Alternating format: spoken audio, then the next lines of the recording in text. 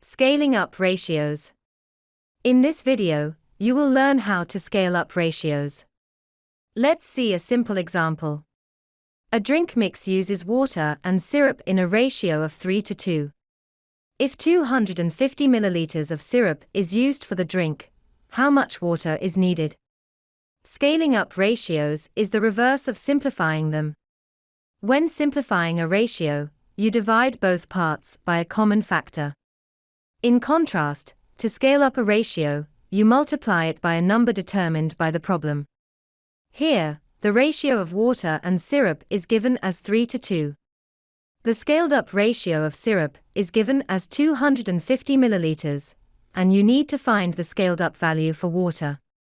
You need to think what you have multiply by 2 to get 250. When you multiply 2 with 125, you will get 250. So, you have to multiply the left-hand side number in the ratio with 125 to make them equal.